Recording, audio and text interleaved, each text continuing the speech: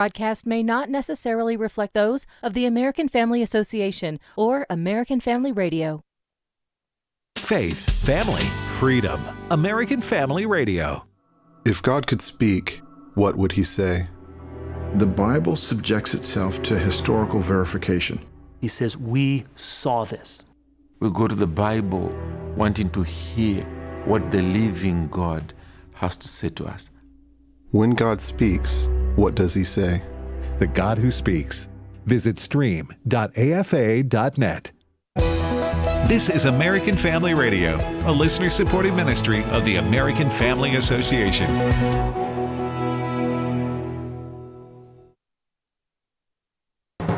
American Family News, I'm Rusty Pugh. Iranian missiles kill at least 8 people and injure at least 70 in Israel overnight. Madeline Rivera has the latest. The fighting, though, shows no signs of slowing down. Sirens rung out in Israel overnight as the military says a missile was launched from Yemen. The Israeli Air Force says it also hit command centers belonging to the Quds Force of the Islamic Revolutionary Guard Corps. U.S. Ambassador to Israel Mike Huckabee says the U.S. Embassy in Israel and consulate will remain closed today because a shelter in place is still in effect.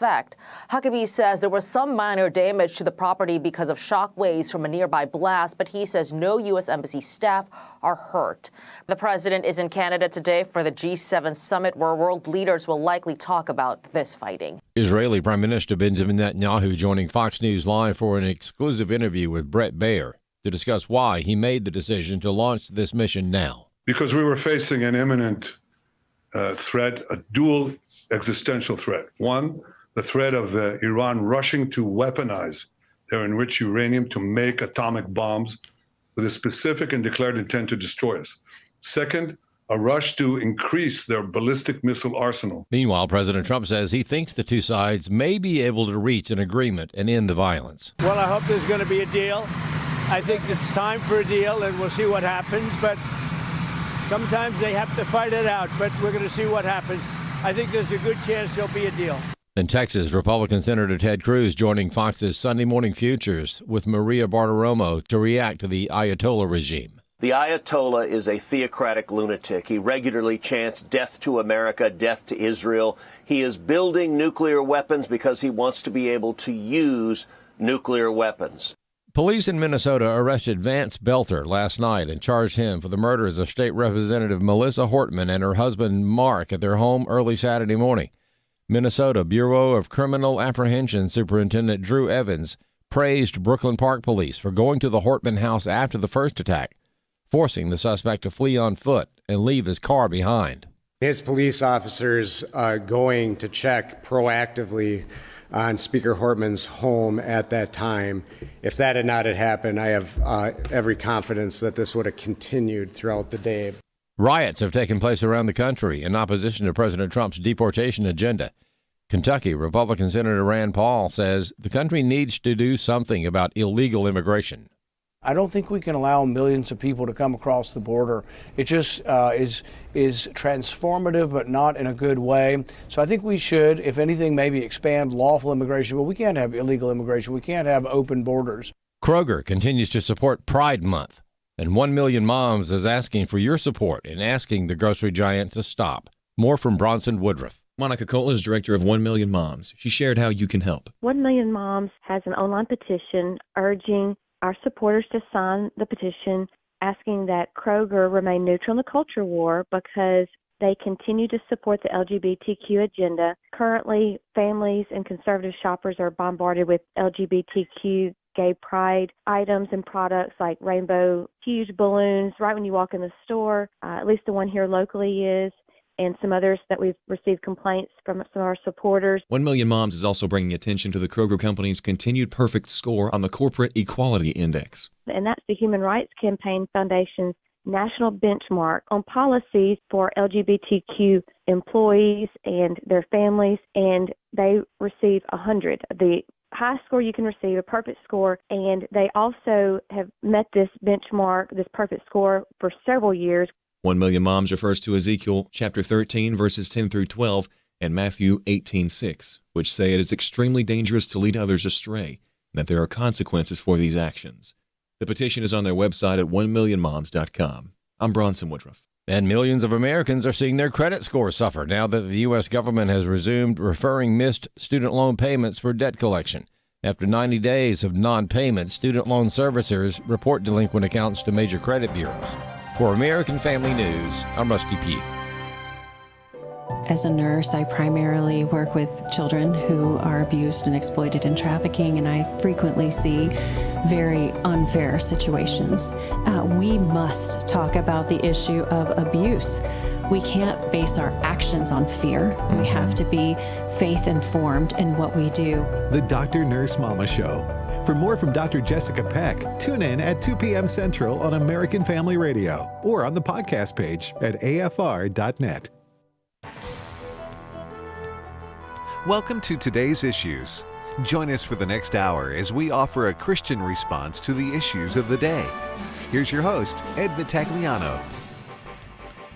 And welcome, everyone, to Today's Issues. Ed Vitagliano sitting in for Tim Wildman this week. I'm joined in studio by Fred Jackson. Good morning, Fred. Good day, Ed. Good day, eh? And Chris Woodward, who's going to be our news guy this morning. Good morning to you, Chris. Hello. Hello. Well, we always say this, and I don't know that it's going to stop anytime soon. We've been saying it probably since the Obama administration. No dead space when it comes to news. No breaks. We've talked about, Fred, in the early days of the AFA report with Brother Don Wildman, and we would scratch and scrape and look under bushels and trying to find news to talk about. Yeah. And now we're just flooded with it. Yes. All kinds of things happening over the weekend. And since we last had our news show, now we had, I'm talking about Today's Issues, we had Trivia Friday on Friday, special edition of that. But since we last had this program, Today's Issues, on Thursday, Chris, things have opened up and heated up in the Middle East. Yes, the news cycle is why I look 75. You don't look 75. But, yes, it's been a very busy period, certainly something that we need to continue to be in prayer about, and I'll get to that in a second. For those that, for whatever reason, just have no idea what's happened in the last 4 or 5 days, a war has broken out between Israel and Iran. Israel started this back on Thursday, our time, because they were concerned that Iran was close to having a nuclear weapon. Iran has for years now, going back to the Obama administration's first term, Iran has been doing research to try to develop a nuclear weapon. People say it's for nuclear energy, but other people beg to differ, saying Iran is only interested in a weapons-only nuclear program. Israel was of the opinion last Thursday that Iran was the closest it has ever been to a nuclear weapon, and therefore we have to strike. So Israel, in a very well-coordinated, well-planned, well-carried-out attack on Iran, did send a barrage of rockets and other things that destroyed a lot of Iran's infrastructure that would be used to, God forbid, fire a nuclear missile at Israel. And they took out a lot of things. And that was the story in much of our discussion on Friday morning. Once we got to Friday afternoon, the story changed because Iran then retaliated. And initially they sent some drones that Israel quickly took out. No threat here. You guys aren't going to do anything. And then they started shooting a lot of missiles at Israel, specifically big cities like Tel Aviv.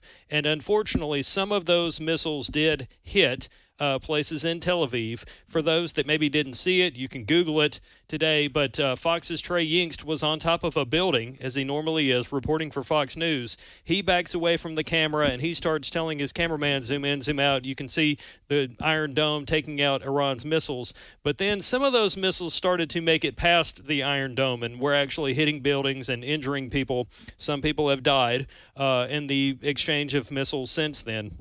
It has been a very tumultuous time, and we have a ton of sound here. I'll play one thing, and then we can get your guys' thoughts.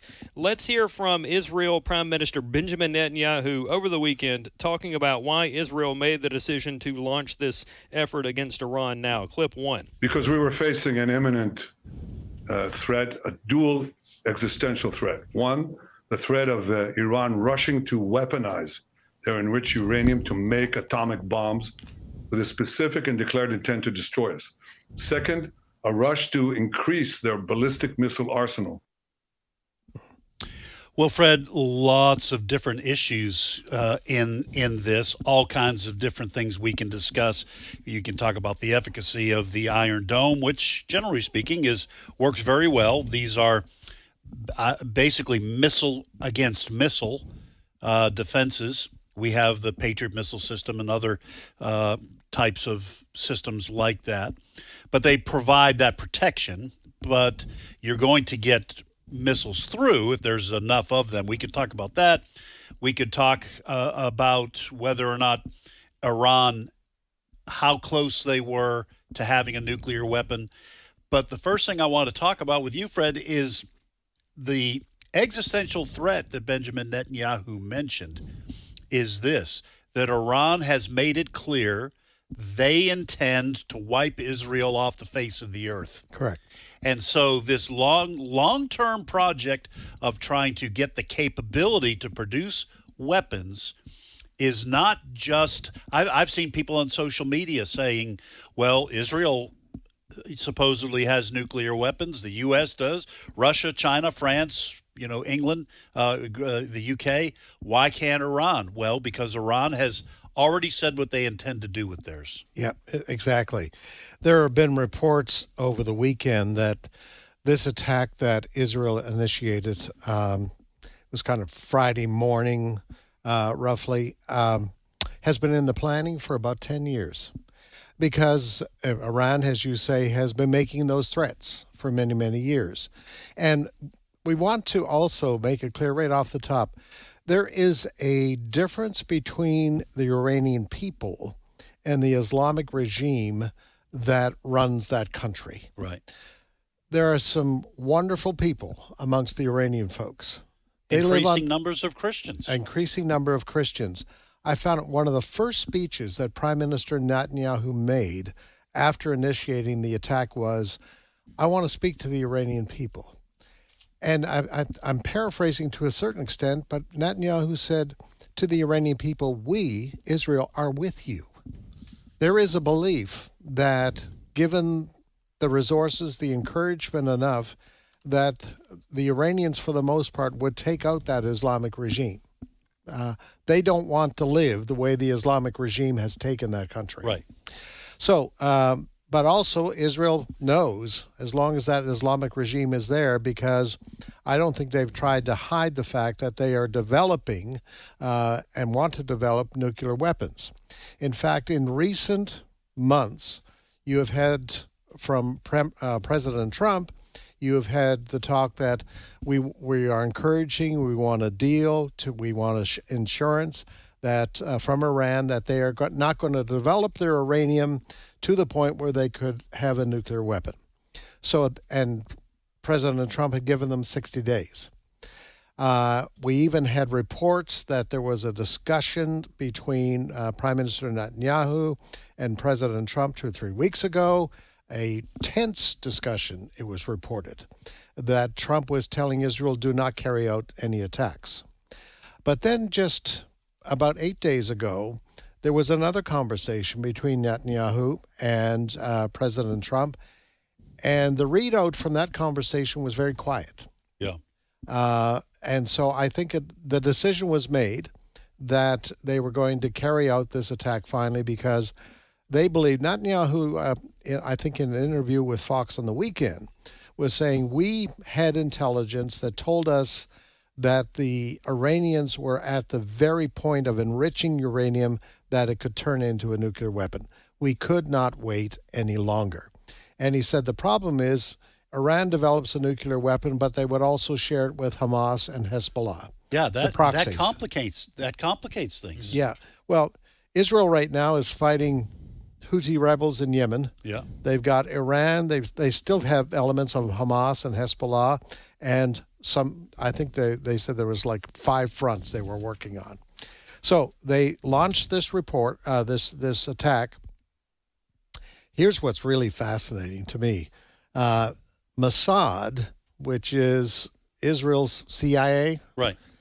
Their which intelligence agency. probably the best intelligence agency in the world. Right. All right. No insult to our CIA, but the Mossad just has a reputation. Yeah. We were told that Mossad set up a drone base in Iran weeks, even months ago. Inside Iran. Inside Iran. Yeah. Amongst the first casualties when the war broke out on Friday, the initial casualties were the top military leaders in Iran, the top scientists who were developing the nuclear weapons, and then over the weekend, they took out their top intelligence people in Iran. In the initial attacks, they took out some of these generals and some of these scientists when they were in bed at 2:30 in the morning. Yeah. They knew where they were. That's got to be pretty scary. Right. If you're a leader in Iran right now, they know where you are. There was also reports that Mossad had pretty well infiltrated some of the upper echelons. They have the ability to look like an Iranian, to speak the language without any accents. Right. I mean, this is the way Mossad operates. And so they started this. Now, no surprise that by Friday afternoon, Iran was responding to this. Of course, it was nighttime in Israel. I think what happened was Israel was ready for a response, but not to the extent initially. Right. Which is why, and Iran, by the way, is targeting civilian targets inside of Israel. Israel is keeping its targets to its military, Iran's military. And to the scientific enterprises that are developing a bomb. Yes, underneath. Yep. Now, what we are told is that this war is going to go on for a while, because Israel is having to do multiple sorties with their fighter jets, because a lot of the uranium is being developed in facilities far below ground. Right. And so they have to go in over and over again and bomb these facilities. This morning, the Israeli jets took off, and they were targeting the missile launchers that were being carried around on the back of trucks. And the Israeli Air Force even released a video this morning showing, the drones target. They basically put an X on a truck, right, and you see the bomb hitting it. So that's what's going on right now. So Israel is trying to take out the missile launchers, which should diminish Iran's ability to launch attacks into Israel. The other element in this is, the question may be from our listeners, is the U.S. involved? The answer to that is yes. Apparently, the United States already has been helping to knock out some of the missiles coming in to Israel. And we have moved destroyers into the eastern part of the Mediterranean. There may be a carrier group that's probably in the Persian Gulf somewhere, as far as we know. And we're also being told this morning that fighter jets are being positioned, whatever that means. On our bases in the region. To be available to take a more offensive. Yes, because at this point, our involvement is defensive in nature, protecting Israel from the missile launches. That is correct. Now, we have to say, that missiles hit the neighborhood, but also the U.S. consulate in Tel Aviv, not the embassy in Jerusalem, but the consulate in Tel Aviv. One of the missiles hit in that vicinity. And our ambassador, Mike Huckabee, is warning people just to stay away from these areas. I'm not sure the Iranians are targeting, but President Trump has certainly said that if the Iranians decide to attack our bases, whether it's in Baghdad or whatever the case may be, that the Iranians, if they think they're having it bad right now, watch out. All right, so let me just go back just quickly just to underscore something that you said. It seems to me, just as an observer, that Israel, with the attack on October 7th by Hamas, I guess that's not. Is that 2 years ago? Was that last? 23. 23. Yeah. So when that happened, it seems like Israel decided we're not doing this anymore. Right. Iran is behind this. They have their proxies on Israel's doorstep. In Lebanon was Hezbollah, Hamas in the Gaza Strip, the Houthis, in Yemen. So it seems as if Israel decided we're going to take these proxies out because they continue to attack us. But now, after planning for 10 years with Iran on the doorstep of getting a nuclear weapon, and maybe multiple nuclear weapons, Israel knows their very existence is threatened, not only from a direct launch from Iran, but, as you pointed out, if Iran had handed off maybe a suitcase nuke, or some other kind of, dirty bomb or something, it would be very difficult for Israel to stop an attack coming from Hezbollah or, at the time, Hamas. So it seems to me that Israel just decided, well, this is it. We can't live like this. Yeah. We're taking out every aspect of Iran's proxy war against our survival. There's one other element here that's kind of interesting. It's about 1,000 miles from Tel Aviv to Tehran. So Israel launches its fighter jets. That's a long distance for a fighter jet to go all the way, hit the target, and come back without refueling. I'm not sure how they're doing that right now, but there's some suggestion that maybe Israel's getting some help from Jordan. Yeah. Maybe the Saudis, somewhere in there. Both of whom, as nations, helped shoot down some of these rocket and missile barrages from Iran. Yeah, this is really interesting. Maybe some of the Arab neighbors of Israel are nervous about Iran too. I think that's been made clear over the last several years. They don't like Iran's plans to become the big dog on the block. Well, it makes the whole region unstable when you've got an Islamic regime that's always threatening to wipe countries off the face of the earth. Right.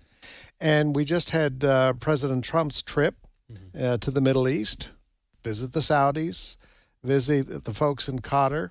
And, I think when the books are written about this period, there'll be a whole lot more to that President Trump trip than what we're led to believe. And let me just add one other thing, and then, Chris, we're going to let you back in the game here.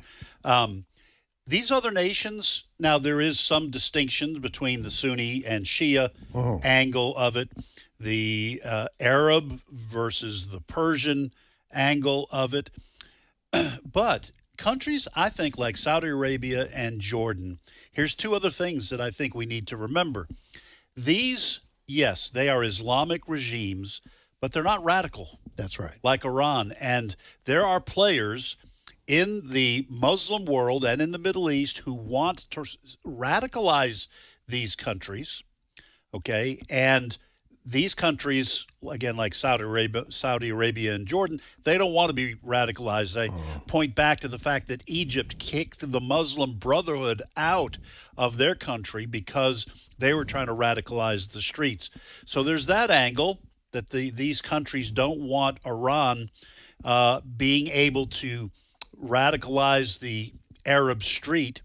But I would also add that if Iran got a nuclear weapon and detonated it in Israel, God forbid, not only is that destruction visited upon the nation of Israel, but the radiation clouds and the other destruction could come over into their own countries.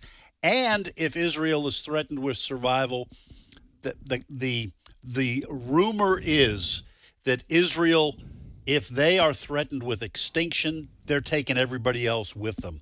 And I'm talking about the Muslim countries.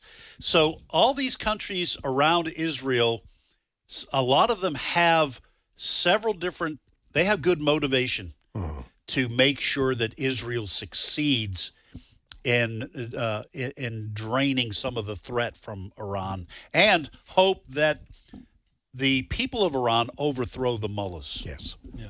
All right. So something else that relates to all this that has also been a much talked about issue over the weekend is in his discussions with Western media, in at least one interview, Prime Minister Benjamin Netanyahu made it clear that Iran was responsible for some assassination attempts on President Trump. There were at least 2 attempts on Trump's life when he was running for president. Neither one of them were successful, obviously. But Brett Baer got this claim from Netanyahu over the weekend that Iran was responsible for some assassination attempts on President Trump. Clip 2. Could certainly be the result because the Iran regime is very weak. I think it's basically left with 2 things.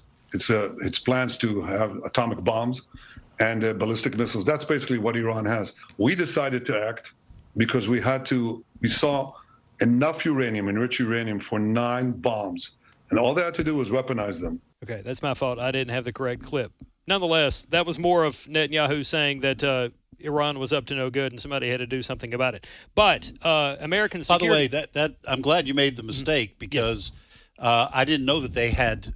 In Israel's point of view, and again, I go back to what you said, Fred, the Mossad's pretty good. That they had enough for 9 bombs. Yes. Yeah. I'm pleased to have made that mistake to please you because I made a mistake. Yeah. But I'm reading from the New York Post here. American security agencies have never tied the 2 assassination attempts on Trump to Iran, but in a speech in September, Trump did suggest that Iran was behind them. That's from the New York Post. Well, Fred, now we don't know at this point to what Benjamin Netanyahu was referring.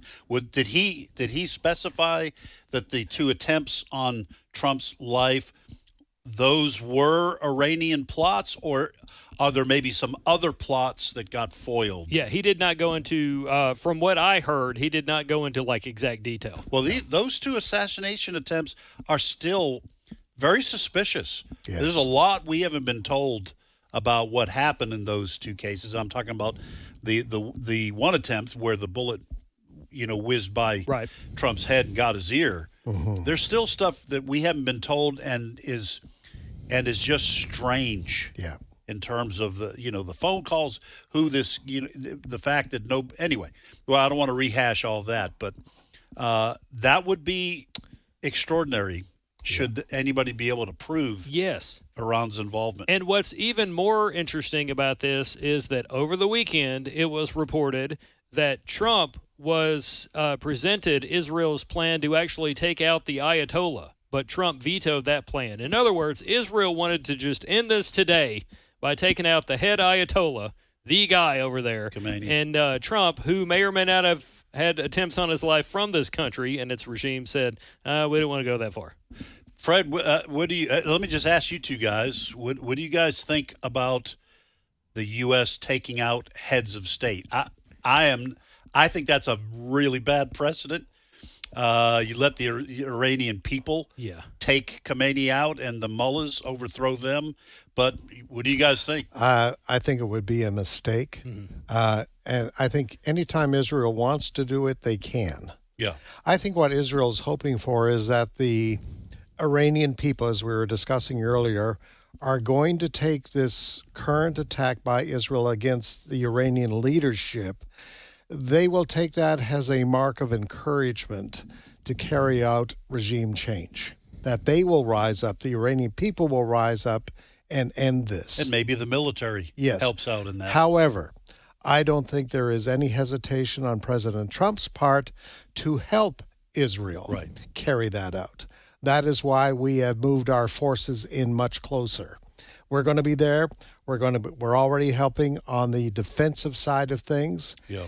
And we are there if the Iranians touch any American base in that region.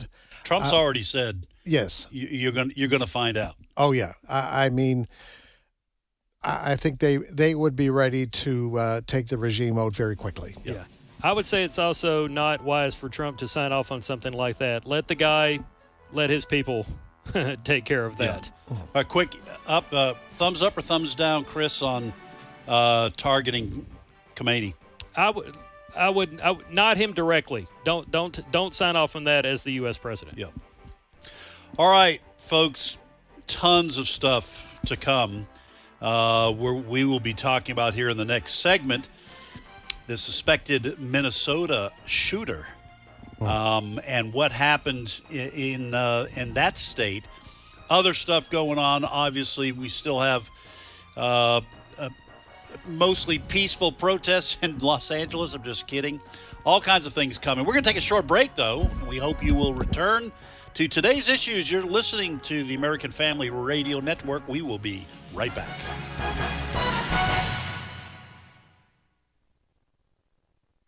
It's my turn. Here is your host for My Turn, Don Wildman. The Bible contains the story of David and Bathsheba. Bathsheba was the very beautiful wife of Uriah, a soldier in David's army. David's desire for Bathsheba was so great that David arranged for Uriah to be in the front charge of the next battle, where the chance of his death would be great. Well, after Uriah died fighting for David, David took Bathsheba to be his wife. When David's preacher Nathan confronted him with this evil deed, David longed for forgiveness. You will find in Psalm 51 David's cry for forgiveness. What is forgiveness? What is this thing David longed for? Well, forgiveness is a cleansing of the soul. Create a pure heart in me, God, was David's plea. Forgiveness is a clean heart. It was the prophet Isaiah who said, "Though your sins are like scarlet, they shall be as white as snow. Though they are red like crimson, they shall become as wool." Forgiveness is becoming clean in our heart. William Cowper, the English poet, expressed quite beautifully what forgiveness is. These are the words he penned. "There is a fountain filled with blood, drawn from Emmanuel's veins, and sinners plunged beneath the flood lose all their guilty stains." Now the next question is this: how can one receive forgiveness? The answer is basically quite simple. First, one must forgive those who have wronged him. This is necessary to get his heart conditioned for forgiveness. Then, all that is necessary to receive forgiveness is to ask for it. Now, it may seem strange that the prerequisite for forgiveness to be received is that forgiveness must be given, but such is the case. Jesus taught, "For if you forgive others the wrongs they have done you, your Father in heaven will also forgive you. But if you do not forgive the wrongs of others, then your Father will not forgive the wrongs you have done." The best way one can get even with another who has wronged him is to forgive. Forgiveness may seem a strange way to get even, but if you doubt the wisdom of the statement, then try it. There isn't enough room in your heart for both revenge and love. One of them will have to go. Give love a chance, and it will drive revenge out. Several years after his affair with Bathsheba, David was seriously wronged by his son Absalom. But David was quick to forgive his son.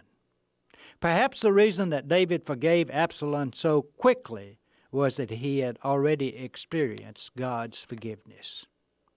You know, guilt can weigh heavy on a person's heart. It can cause him no end of anxiety and worry. It can severely tax the physical health of the human body. But the good news is that there is a release for guilt. There is a place where we can deposit our guilt and leave it, and that place is with God. If you want forgiveness, first of all, forgive those who have wronged you. Then ask for God's forgiveness in a sincere way, and forgiveness is yours. Just remember that the only sin for which you cannot find forgiveness is the sin which you fail to ask forgiveness for. This has been My Turn with Don Wildman, a production of the American Family Association. We give thanks to God always for all of you, constantly mentioning you in our prayers, remembering before our God and Father your work of faith and labor of love and steadfastness of hope in our Lord Jesus Christ. 1 Thessalonians 1:3. American Family Radio. This is today's issues. Email your comments to comments@afr.net. Past broadcasts of today's issues are available for listening and viewing in the archive at afr.net. Now, back to more of today's issues. And welcome back to today's issues. It's Ed Vitagliano sitting in for Tim Wildman this week. By the way, folks, I forgot to tell you, in case you didn't know, it is June 16th, and we are now more than halfway through the month of June. Crazy, fast year. This weekend will be the official start of summer.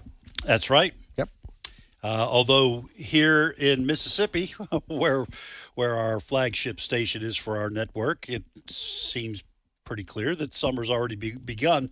But we've had a lot of rain. It's been a very rainy spring. So I guess I shouldn't complain. The temperatures have been moderate. So far. But when summer hits and gets up into the upper 90s, it's pretty miserable here. Anyway, I will proceed to complain about that at some point when that all starts to unfold. All right, Chris, what's next? Well, this could very well have been the lead story had we not had the war between Israel and Iran that we spent the first 30 minutes talking about. If you didn't check that, if you didn't hear that, listen to the podcast later today, which will be available on afr.net. The other story that we need to get into that's still getting national attention, I just saw all the 4 networks and our television here reporting on this.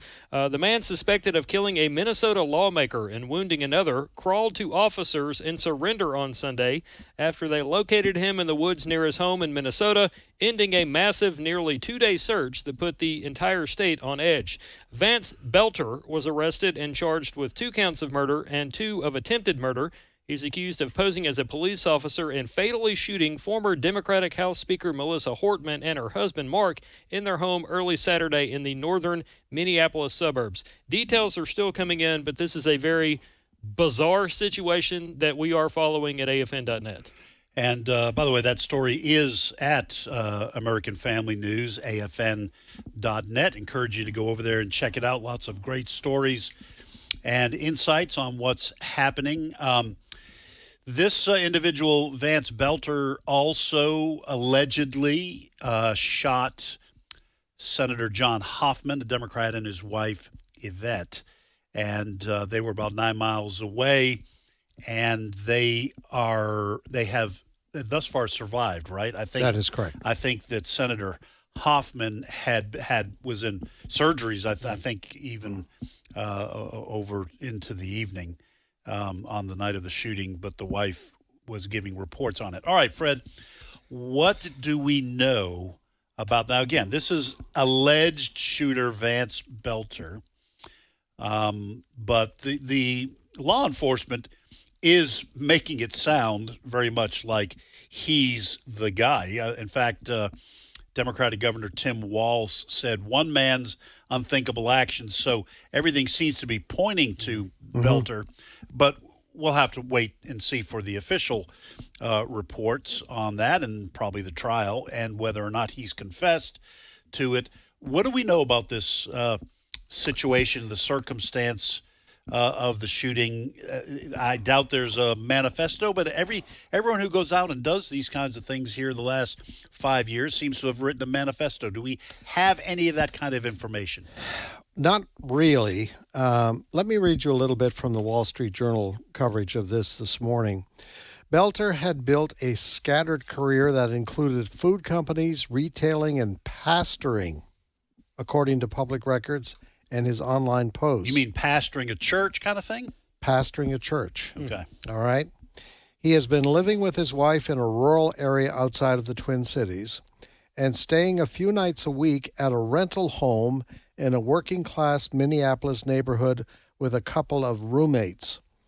They talked to one of those roommates in the wake of identifying him as the suspect in these shootings.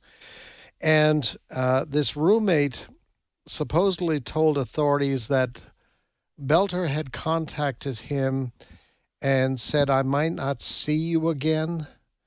This in advance of the shootings on, I guess it was late Friday night, early Saturday morning. And so it's also on the weekend, somebody sent me a video where Belter is identified as preaching a sermon in the Congo. And he was with some kind of group, kind of missions group in the Congo.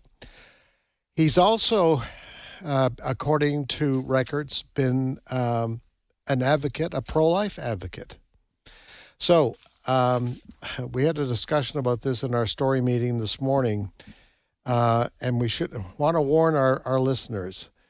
When this starts to come out and is being reported broadly, they're going to try to make a connection that would lead you to believe, here's another pro-life person so radicalized that they're willing to go out and kill Democrats. All right? This is the way the story is going to be framed.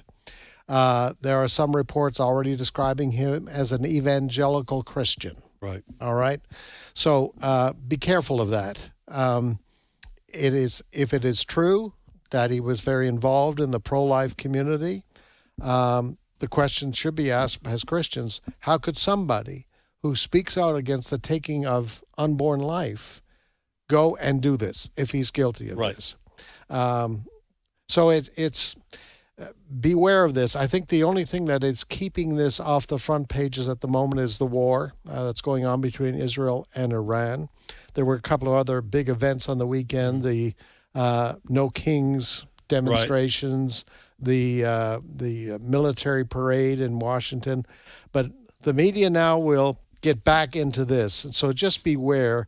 They will try to paint this guy as representing radical, those right-wing Christians or a pro-life person. If he is guilty of this, he should be tried to the fullest extent of the law.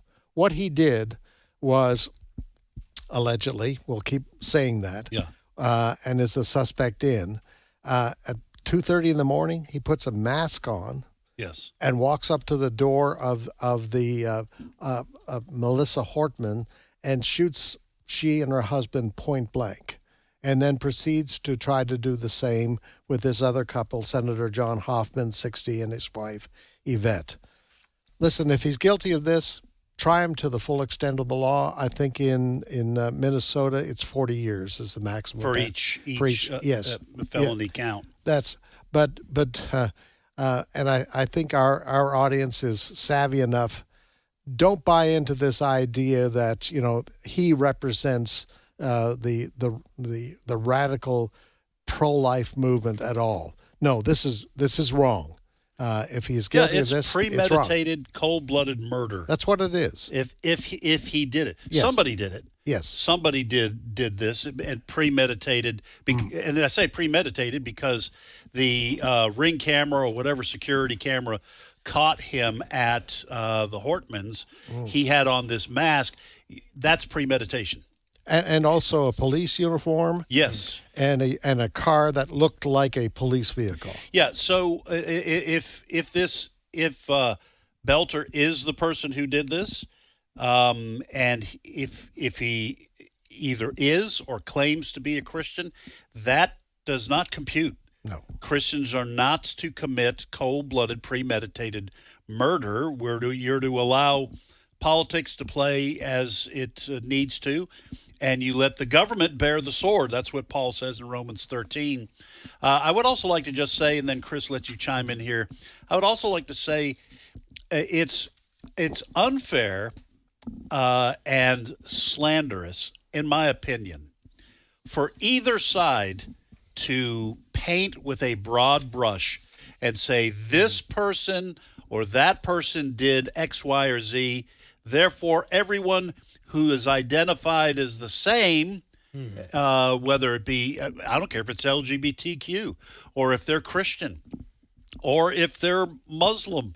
We have to be very careful about painting with too broad a brush, but we're going to see it. Yes. And both sides should avoid doing that. Christians especially, because we're not allowed to lie or slander. So if I say Bob over here is a Democrat, therefore he is a murderer and he is a this and he is a that, I am slandering someone and this is a sin. So I think we should make the case that evil is real and evil can exist in any political camp.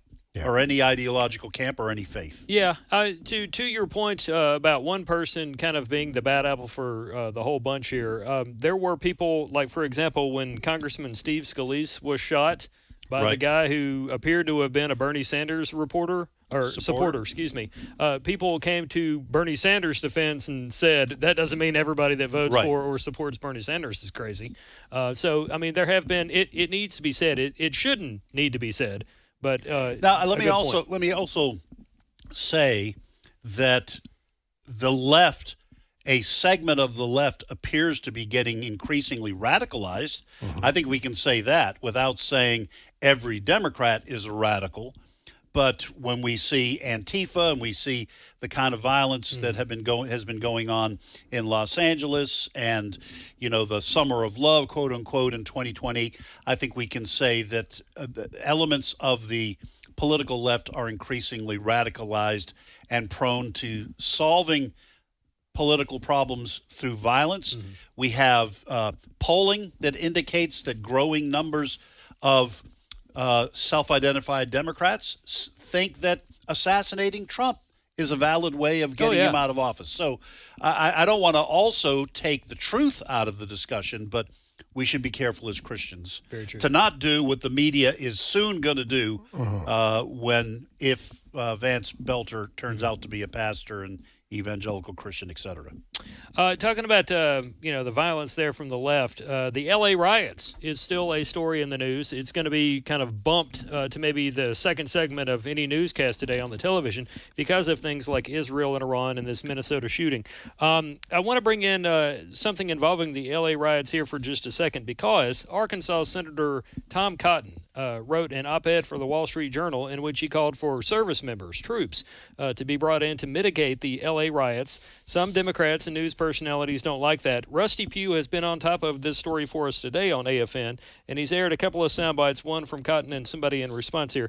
Let's begin with Arkansas Senator Tim Cotton being pressed about his op-ed calling for troops to be brought in to mitigate the LA riots. Clip 7. You referred to it as the threat from the radical left. Given the amount of tension in the country right now, is that really the language to use? Yes, when you see left-wing street militias who are throwing bricks and frozen water bottles at police officers and shooting them with fireworks. LAPD says they were handling when things turned violent yesterday. The LA police chief said last weekend that his forces were overwhelmed and they couldn't manage the situation. Now, somebody that was brought onto Fox to respond to this was their frequent contributor, Joe Concha, who thought Cotton handled this perfectly. Clip 8. I mean, let's be clear that Margaret Brennan is arguably the most terribly biased interviewer on broadcast news, if you want to call CBS News even news these days. I mean, dozens of businesses have been looted, vandalized in Los Angeles. We've all seen it over the last 2 weeks. Rioters have tried to murder LAPD officers by dropping large blocks of concrete on their cars from overpasses, which obviously could potentially kill them. And Tom Cotton handled that perfectly. No emotion, completely confident, and the guy was spitting facts. The fact is that we have so many in the media that continue to insist that riots are not happening when our eyes, our ears see the video. You know, given the fact that American taxpayers are going to be on the hook for helping repair L.A., it's not a bad idea to send in service members to put a stop to this. Well, Fred, I have no I think your first line of defense should always be local police, county law enforcement. Then you call in the state troopers. But there's nothing wrong with having the National Guard on high alert, ready to be deployed if law enforcement is overwhelmed. I'm not sure, and all presidents have done this. If something happens in terms of a city looking like it might get out of control, well, actually, the Biden administration sometimes hesitated to, but I understand what Senator Cotton is saying, and I also understand that I don't like seeing the military deployed in these kinds of circumstances unless it's your only option, because they're not really trained to be law enforcement. Yes. And you put them in a very difficult situation if things turn utterly violent. But sometimes that's the only card you have left to play. Let's remember how all of this started. We know since President Trump took office once again, and during the election campaign, he said he would make it a priority to bring security back to our borders, to go after people who have entered this country illegally, particularly those who have committed violent crimes. That's just factual. Right. So last week, ICE officials were carrying out some of these raids. Now, the first reports were ICE officials went into a Home Depot in the Los Angeles. That's not true. They gathered near a Home Depot where they knew some illegal immigrants were going to be. I've seen it over the years in California where folks who are in the country illegally kind of stand around because they're hoping to get part-time jobs. Yeah, trying to get work. Construction Trucks work. come by and pick them up. That kind of thing. So that's what they were up to. However, what happened was that the ICE agents were being encountered by people opposed to what they were doing. So Governor Newsom wasn't going to call in the National Guard, but President Trump did. He assigned them to go in to protect these quite legal raids. And ICE facilities. There were federal buildings that were coming under attack by these protesters. So that's why the National Guard was called in. I think the conversation intensified a bit when the idea of Marines going in on the street. And they actually stayed outside for the longest time, and they were only going to protect the buildings. In other words, stand in front of federal buildings. So we're going to see this kind of thing over and over again. You have the radical left that's going to be out there. You had the No Kings March this weekend. I mean, which was well organized and well funded. Yes. Now, it kind of took second place as far as media treatment because, again, of what happened in the Middle East. But they were out there. It was well planned. Even in our local hometown here, there was a little demonstration outside a Republican congressman's office. I happened to drive by because I was curious. Right. And they had signs, Trump is a racist, some other things like that, you know. But that was a peaceful protest. It was no cars burned. No police officers assaulted. There was an incident in Utah, I think, and a couple of the other Chicago. I think there was a couple of incidents, that kind of thing. But it comes down to this: we have rough 15 to 20 million people who entered this country illegally under Joe Biden. Trump says we have to deal with this. Right. Simple as that. We have to round these people up. We either have to encourage them to leave on their own, self-deport, or we have to deport them. That's the bottom line. Now, the other development on this front on the weekend was that apparently President Trump is having second thoughts about deporting those people who have entered this country illegally many years ago who are working on farms. Right. Or perhaps, some kind of production plants of some type. Yeah. So that's kind of interesting, and we can get into that if you like. I do have a quote from the president here about that. Go ahead. Okay. Go for it. All right, so this is coming from a Daily Mail story attributing information to the New York Times and something Trump posted on Truth Social last Thursday. For those that are not aware of it, the Trump administration has for the first time pumped the brakes on its mass deportation agenda, telling ICE officials to pause raids on farms, hotels, and restaurants, according to an internal email and 3 U.S. officials familiar with the situation.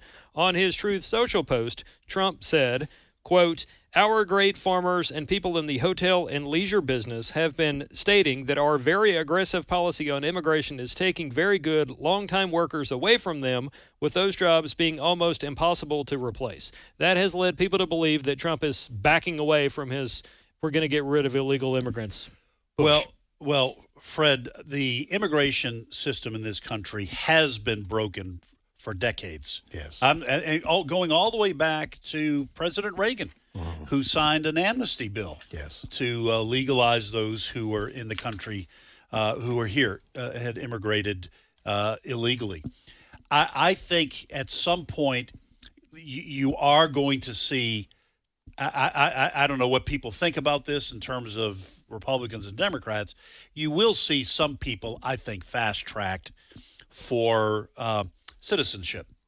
But the days of not knowing who's in the country, the days of illegal immigrants getting free health care and welfare and college tuition and subsidies for housing, all that has to end.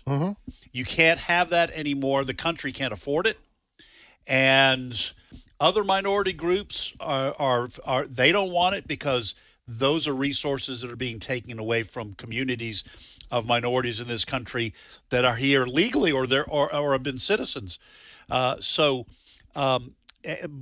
there's no doubt that part of our economy we have had people who are in the country illegally who've been doing jobs that probably just aren't going to get done.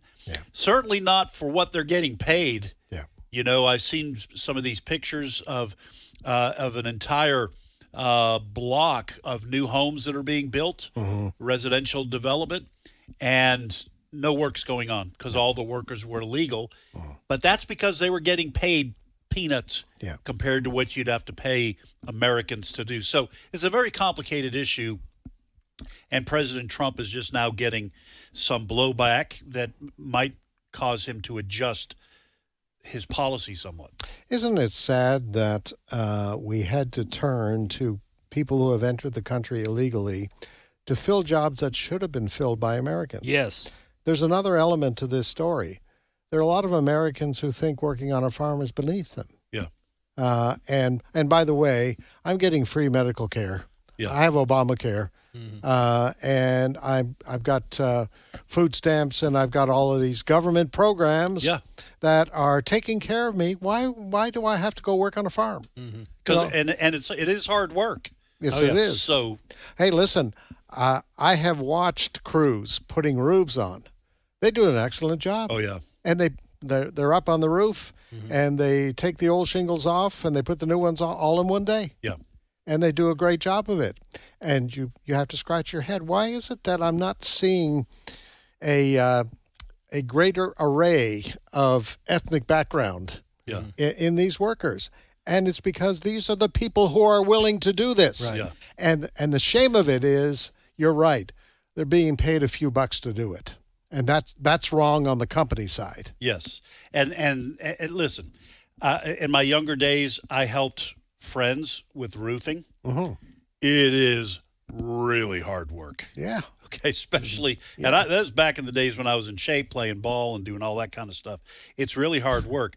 And listen, I will say this.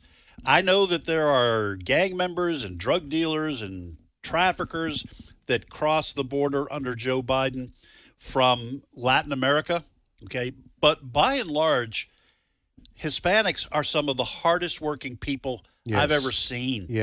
I mean, it's just extraordinary. And I want to have those kinds of people who will do those jobs. Listen, if your roof leaks, you've got damage, you got to get that done in one day. You got to have crews who will come in there and just, zip zap, and it's done. You got to have folks doing that. And so some adjustment has to be made, but the system is broken. You can't just continue to allow people in who we don't know who they are. And part of that is complicated by the fact that when we compare immigration across our southern border to past waves of immigration that came across the Pacific and across the Atlantic, like both my sides of the family, when Italians and Greeks came over to this country, there was an ocean separating them from home. They had to assimilate. But you don't have to if you can just run back across that border and go home and visit the family and then come back. So we've got to take steps to help folks assimilate once they are here legally. All right, folks, we're going to take a 5-minute break for news. That's right, more news coming directly ahead. If you don't know what's going on, hang on. You're going to find out. When we come back after that break, Steve Jordahl will be joining us. Steve Paisley Jordahl. You're listening to Today's Issues. Hope you join us. The views and opinions expressed in this broadcast may not necessarily reflect those of the American Family Association or American Family Radio. Faith, family, freedom. American Family Radio. The enemy has pulled out all the stops to try to destroy the family for a very long time. That's why the American Family Association stands boldly in the gap to protect and strengthen this God-breathed institution. Visit afa.net today and discover the resources available for you and your family. And if you would, please take a minute to show your support. That's afa.net. This is American Family Radio, a listener-supported ministry of the American Family Association.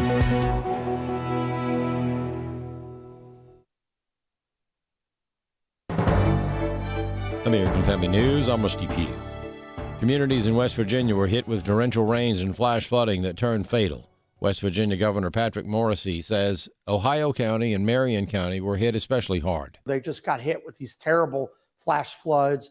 A lot of rain, 3 to 4 inches of rain, came within arguably 30 to 45 minutes. At least 6 people have died, and other residents remain unaccounted for. American forces are taking out Iranian missiles by air and sea as the conflict between Israel and Iran intensifies.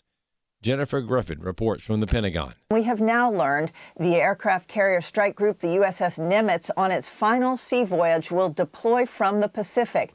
Deeply symbolic, since it was the Nimitz deployed in 1980 and its helicopters that were part of the failed U.S. effort to rescue the American hostages held at the U.S. Embassy in Tehran. Israel may not be able to reach the parts of Iran's nuclear program that are buried inside mountains and underground without U.S. help. U.S. B-2 bombers are the only air asset that can drop the 30,000-pound bunker buster bombs known as the Massive Ordnance Penetrator. Only the U.S. has them. President Trump is in Canada for the G7 summit, where escalating global conflict is expected to be the focus of discussion between world leaders. Peter Ducey is in Calgary with more. The leaders who are here in Alberta for the G7 have 4 long group meetings scheduled throughout the day. They're all scheduled to go at least 90 minutes. And look for President Trump to tell them there doesn't have to be an immediate end to the hostilities in the Middle East. Sometimes they have to fight it out, but we're going to see what happens. I think there's a good chance there'll be a deal. The president wants the Israelis to do what they've got to do, but he does not want them to kill Iran's supreme leader. A U.S. official tells us the president intervened to put an end to that plot. As rockets rain down on Israel in what appears to be the opening salvo of an all-out war with Iran, Christians are bound to ask how this all fits into Scripture and end times. Steve Jordahl reports. Bombs started falling on Tel Aviv Friday night local time, and while the Iron Dome caught most of them, many hit their mark.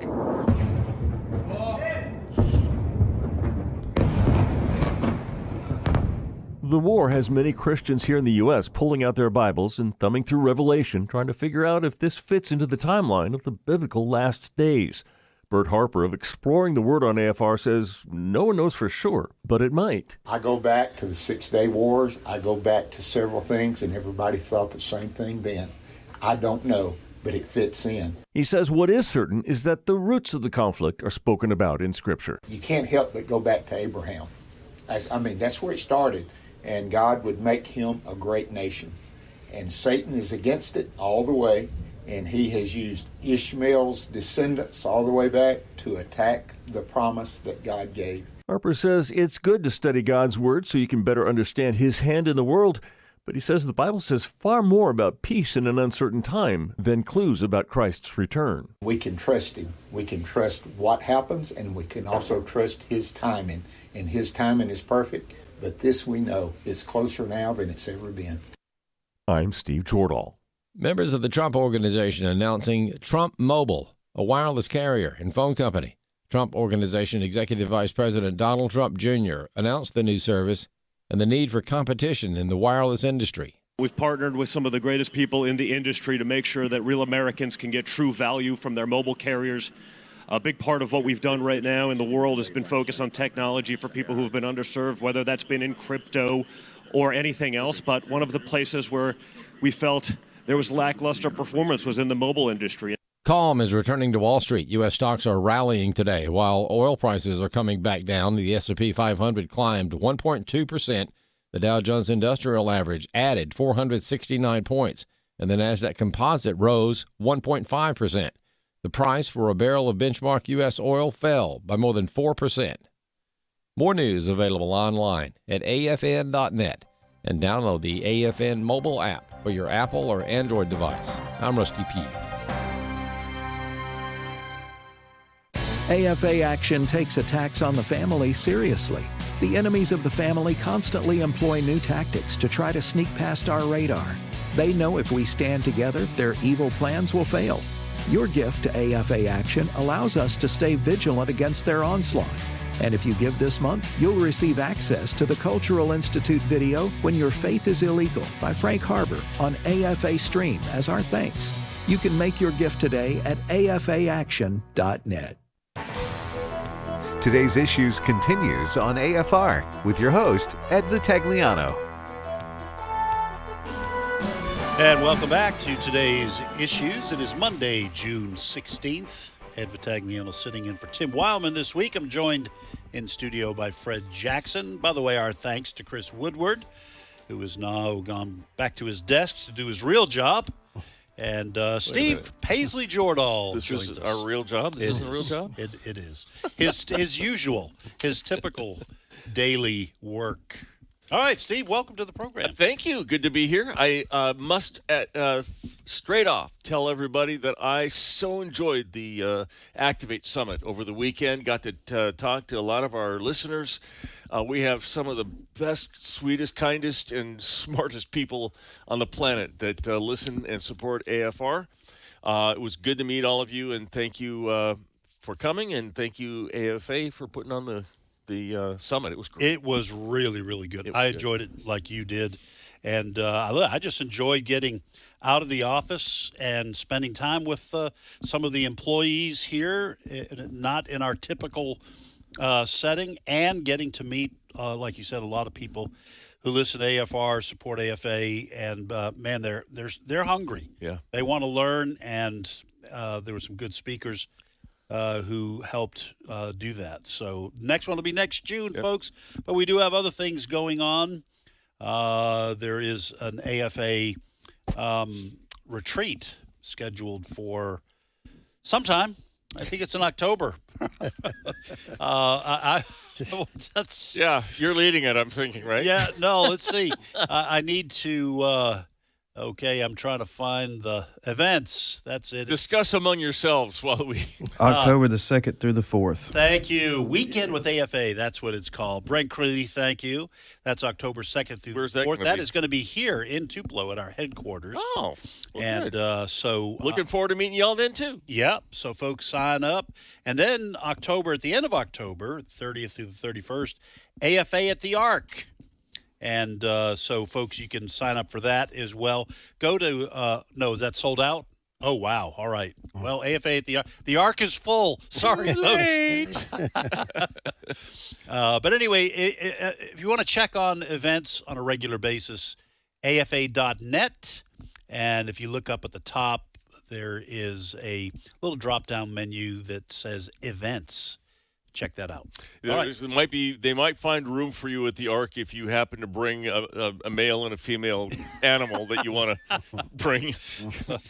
All right. Hey, I would like to clean up a couple not clean up, but add to a couple things that you guys said that we were talking about in the first hour. Go for it. Because I think with regard to the Israel-Iran conflict, I want to talk about the Mossad and how ingenious and incredible they are. Mm-hmm. So first of all, I'm reading here from Ynet News, and they said Israeli security officials told Fox News on Friday that Israel was able to eliminate Iran's top Air Force commanders by tricking them into gathering at an underground facility that was subsequently targeted in a precision strike. Listen to this, quote, "We carried out specific activities to help us learn more about them, and then we used that information to influence their behavior. We knew this would lead them to meet, but more importantly, we knew how to keep them there." So they're studying these people, and every time this kind of alarm goes off, they all meet at this one spot. Every time we do this, they meet. And if we keep feeding them this information update, they'll stay there until our rockets can get there. Just like fourth level stuff. Yeah, listen, there are at times intelligence breakdowns for the Mossad. October 7th is one of those, but they are perhaps the best in the business, as they say, when it comes to intelligence, infiltration, and taking out their enemies. And Iran's getting a lesson in that. They also set up drone bases inside Iran next to the places where they were launching the rockets. Well, you remember the after with Hezbollah with the pagers? Pagers, yeah. Those weren't those produced by an Iranian company? No. Well, it was a shell company. It was a shell company, but it was Iranian. It was created by Israel. An Israeli shell company inside of Israel in Iran. Yeah. So they smuggled parts in. Of what they call these quadcopter drones rigged with explosives. They smuggled them in suitcases, trucks, shipping containers, as well as munitions that could be filed from unmanned platforms. They took their inspiration, actually, from Ukraine. I don't know who took this from who. This would take a lot of planning. Probably they would have to plan this before the Iran thing, the Ukraine thing went off. But they set up near Iran's air defense emplacements, and they started attacking these places. And the drones were used to what they call put a laser on a target. Some cases they were. I think there were some kamikaze drones as well. But yeah, when they point a laser, the missile that's being fired from locks onto that point on the building, and that's how they can. I was listening to something this morning where they targeted one nuclear scientist. They had the exact size missile they needed, and they knew exactly where his bedroom was, and they sent it through the wall, and it exploded and killed him in his bedroom and hardly harmed the rest of the house, much less the rest of the building, the apartment. Can you imagine if you are in Iranian leadership and you've survived so far? Yep. And you get a phone call and your wife wants you to stop at the supermarket on the way home. Yeah. You've got to be thinking, No, listen, that kind of technology is scary. It's not only the technology that's scary, but the fact that Israel knows how to use it. Yes. Babylon B is saying here, do you have experience in nuclear engineering? Check out these exciting new job openings in Iran. Yeah, and the welcome wagon will greet you as soon as you check in. All right. Hey, the other thing I wanted to talk about was this No Kings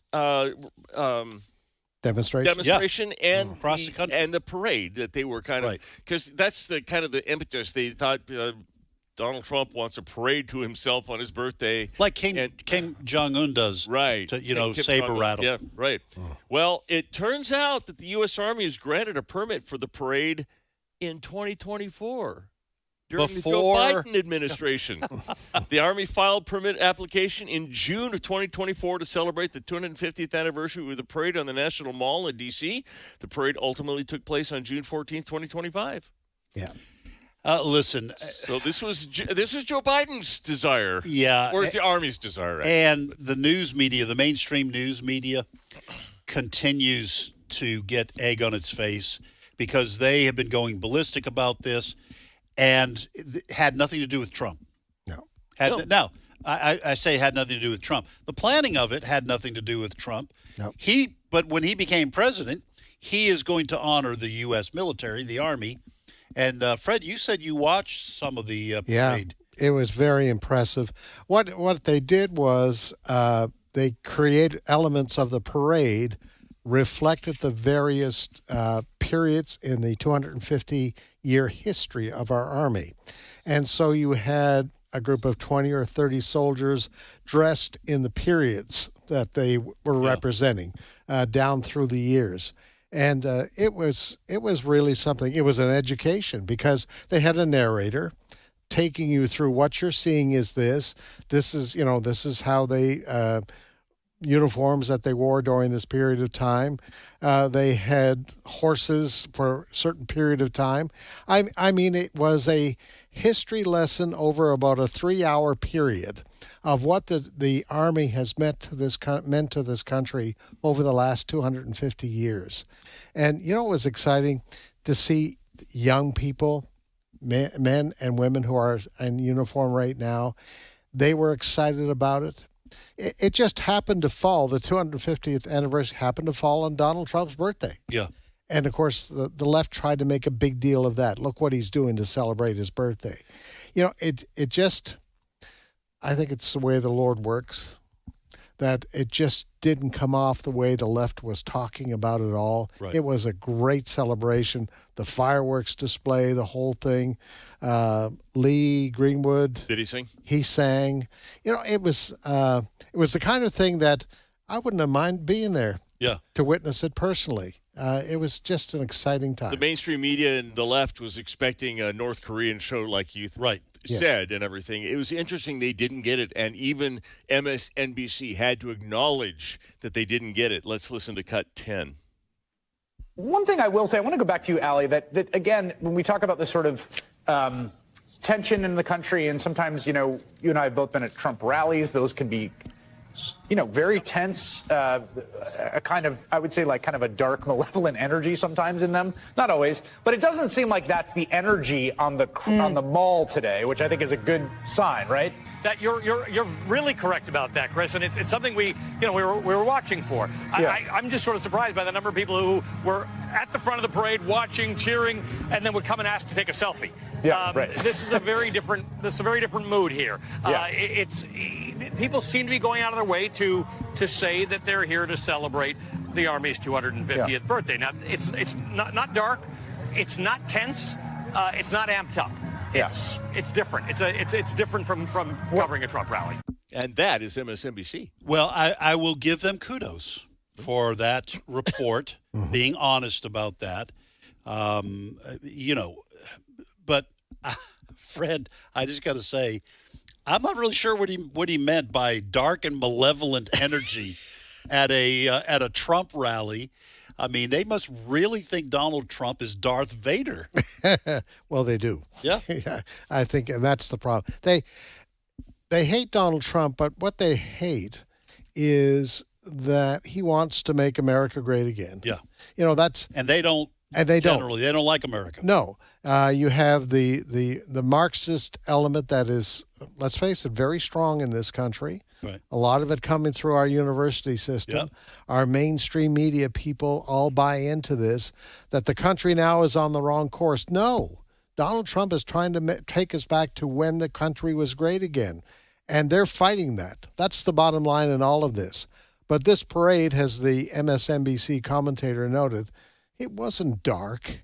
It wasn't North Korean-ish in it. It wasn't Beijing-ish at all.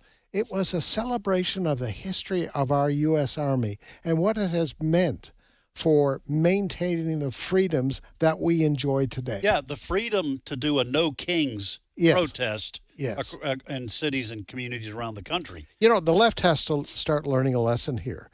The left is outside the mainstream of this country still. They won't take that lesson. But if they don't, they're going to keep losing elections. Here's what's really interesting, and maybe you have this in your stack of story. Randy Weingarten announced apparently American on the Federation of Teachers, right? Yes, Union. Yes, who, by the way, helped organize the No Kings events on the weekend. All right, she announced that she's stepping down from her role in the DNC, Democratic National Committee, because they're not doing the things that they want her to do. Well, here's the thing. I think the American people have seen where the left wants to take this country. And listen to what I'm saying. Perhaps the 4 years of Joe Biden actually turned out to be a good thing, because we really saw where the left wants to take this country. Joe Biden orchestrated an invasion of this country. Right. He orchestrated an invasion of this country. And look what it did. I mean, we don't have to go down the horrible list of the crimes being committed by some of the people who have come into this country. We don't have to talk about the fentanyl and the deaths of our young people that Joe Biden played a role in. There's some talk now of auto pens and stuff, how much was he involved. But his administration certainly is guilty of all of this. By the way, whatever happened to Alejandro Mayorkas? I haven't seen his face on television in a long time. No wonder why. Yeah. So I think, in a way, and we saw what happened in the election, we had huge numbers of black voters who turned to Republicans. We had huge numbers of Hispanic people who turned to President Trump. And not a small amount of young people. And it's not a small amount of young people. I remember some of the stories. Remember when these people who crossed the country into the country illegally ended up in Chicago? Mm-hmm. Yeah. And the Chicago mayor started spending millions of dollars to keep them. You had Democrats protesting against across the country. So I think in a strange way, sometimes it takes that pendulum shift so far that people say, wait a minute, that's not what I want. And it comes back. To your point, I think also the 4-year break for Donald Trump let him reset his. If he was going to continue, he was given some bad advice. He didn't know Washington when he first got there in 2016. Wasn't a politician. He had some people in his cabinet that worked against him and he learned in those 4 years. Mm-hmm. He had a clean break and he was able to start again. And it would have been a whole lot harder to try to clean that out in the middle and change course. Well, that break gave him a whole clean start, and he was able to go. The No Kings protest, which, by the way, the rest of us celebrate every 4th of July. That's true. I would like to our president is one of a kind. We have one of a kind. This was posted on Donald J. Trump's Truth Social account. A huge thank you, all caps, to all the No Kings protesters yesterday. I was very concerned a king was trying to take my place, but thanks to all your tireless efforts, I'm still your president. Great job, all. Oh, listen, I'm still your president, all caps. A huge thank you, all caps. Listen, he is the master troller. He's the troller in chief because some people reading this, their heads spun off. Not that they're going to miss it, but did I say that out loud? Yes, you did. That's something. All right. We dodged a bullet in November of 2024 when we reelected President Trump for a second term because the alternative was going to be, you will recall, Kamala Harris and Tim Walz. Well, a lot of people kind of wonder what that would have been like. Kamala Harris might have made Joe Biden look smart by comparison. But Tim Walz is out there, and he was talking over the weekend about the war between Iran and Israel, and he's blaming Israel for this, by the way. He's blaming Israel for this war, and I want you to hear exactly what he had to say. Cut 13. I'm sure there's great strategic thinkers in the Trump administration that have now said, how is this going to, a tweet from the president today said, I told them they should have done something, and now here we are. Yeah, here we are with the Middle East back on fire in a way that is now expanded. Iran has to retaliate in their mind, I'm sure. And now, who is the voice in the world that can negotiate some type of agreement in this? Who holds the moral authority? Who holds the ability to do that? Because we are not seen as a neutral actor. And we maybe never were. I don't want to tell anybody that. Now I ask who that is. And I mean, consistently over and over again, we're going to have to face the reality. It might be the Chinese. Yeah. Fred, let me just tell you, he mentioned moral authority. The Chinese have no moral authority. No. Not from people who are fair-minded. You can just ask the Uyghurs, Muslims in the western part of China, okay? All the civil rights and human rights violations that come through China, and they're not even, and the communist Chinese are not even finished We may have to ask the Taiwanese what they think of the Chinese. So for Tim Walz to say the communist Chinese have moral authority is lunacy.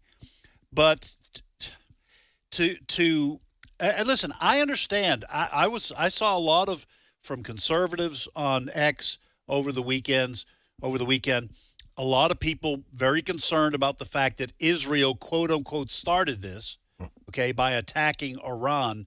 But what you have to take into consideration is the fact that Iran, according to Benjamin Netanyahu, they were close to having enough enriched uranium for 9 nuclear weapons, which they promised to use to obliterate the little Satan, Israel, that's what they call him.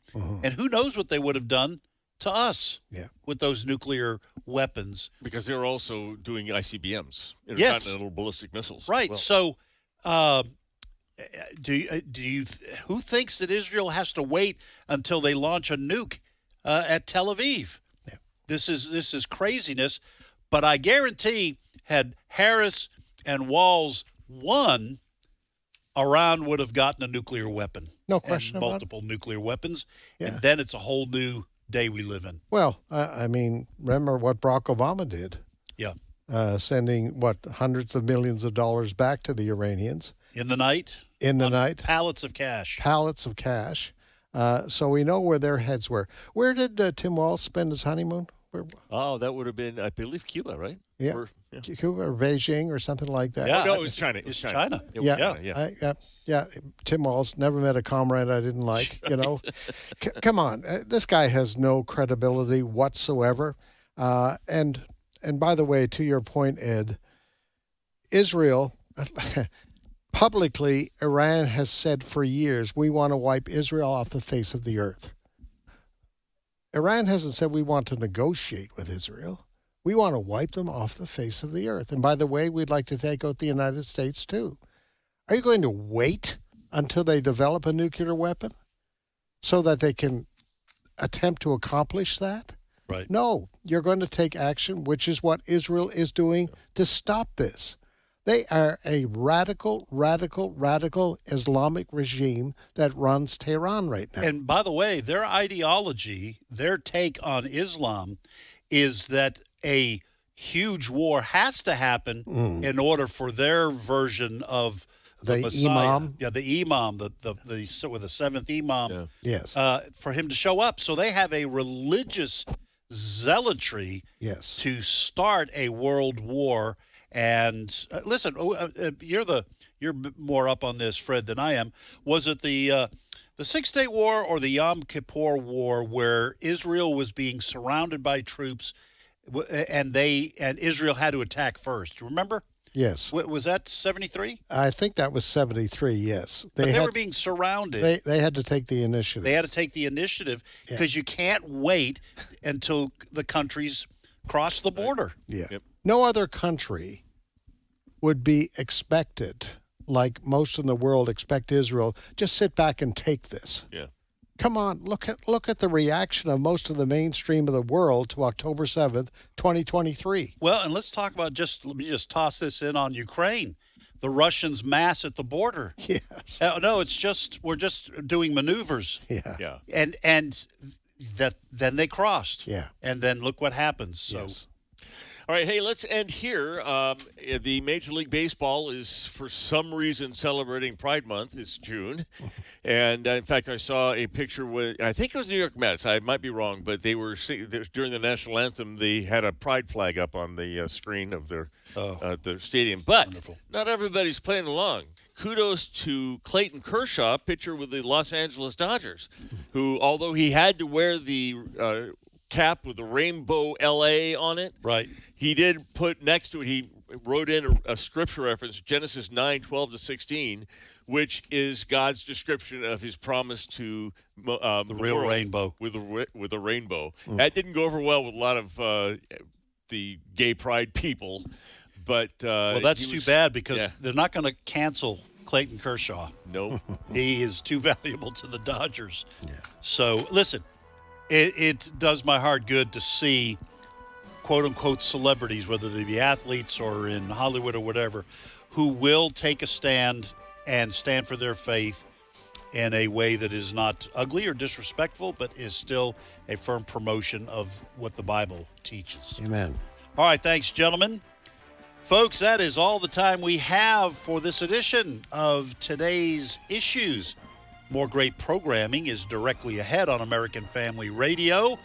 My thanks to all who have helped us here today, Fred Jackson and Chris Woodward and Steve Jordahl and Brent Creeley, our producer. Thank you for listening, folks. And again, stay tuned. More great stuff coming ahead on American Family Radio.